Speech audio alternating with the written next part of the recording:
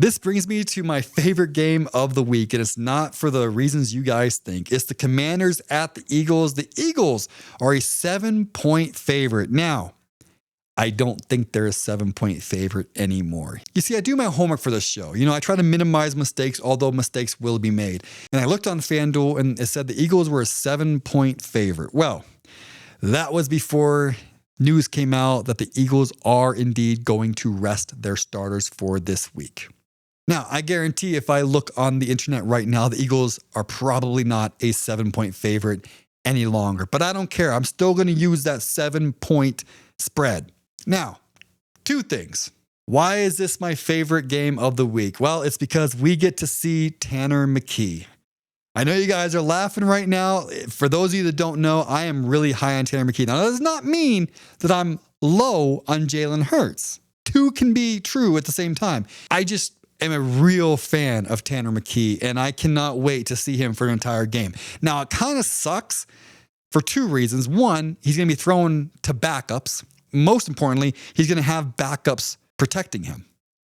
That's not ideal. So it's not going to look perfect, okay? He's playing with complete backups. However, I think he'll still do quite good. And I just can't wait to see Tanner McKee for an entire game. It's kind of a treat to me. Now, do I think it is the right call? The Eagles still have a shot for the second seed. For the second seed, that's huge. That's guaranteeing yourself another home game. You're already going to get one. And if you win that one, you're guaranteed to get a second one if you get the second seed. And if the first seed ends up losing, you'll get a third one. And the Eagles were the second seed last year. They did all three of their games at home and got to the Super Bowl. It's huge. And the Eagles, I think Philadelphia does have a true home field advantage, especially in the playoffs, especially in that atmosphere.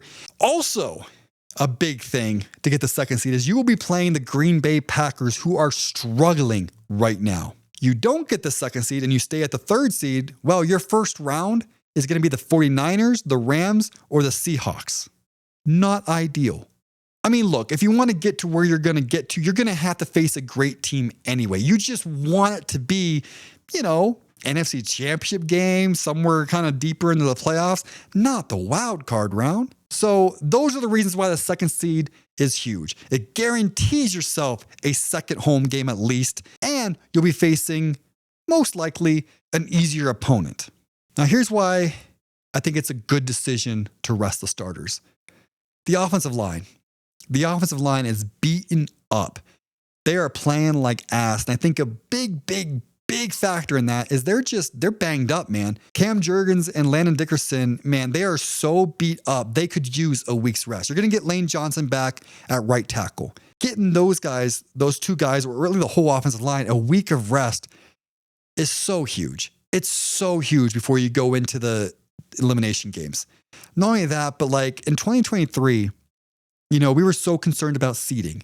We decided to play, and look who we lost. We lost A.J. Brown. We lost the game anyway, by the way, but you lose A.J. Brown. You go into the wild card round without your best receiver. Probably would have lost anyway, but it's just, for what?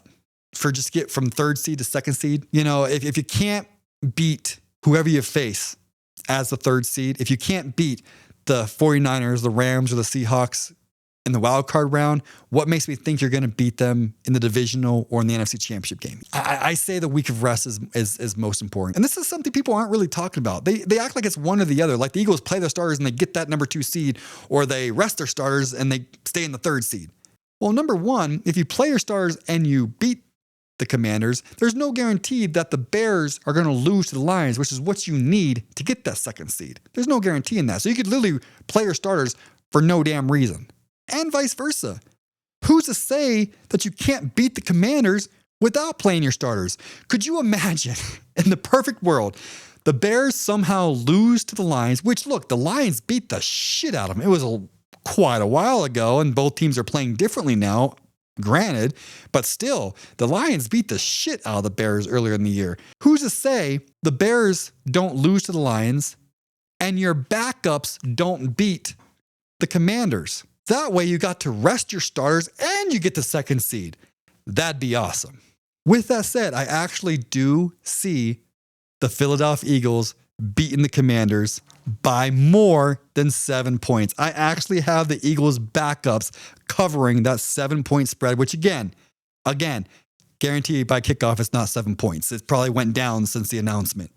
But I do have the Eagles, the backups, beating the Commanders by over 7 points. That's not me being a homer. Maybe a little bit of love for Tanner McKee, but it's also, I think the Eagles starters on the offensive line are so banged up. I think the backups will provide a little energy. I do. I hope that Tank Bigsby plays a lot. He's a backup.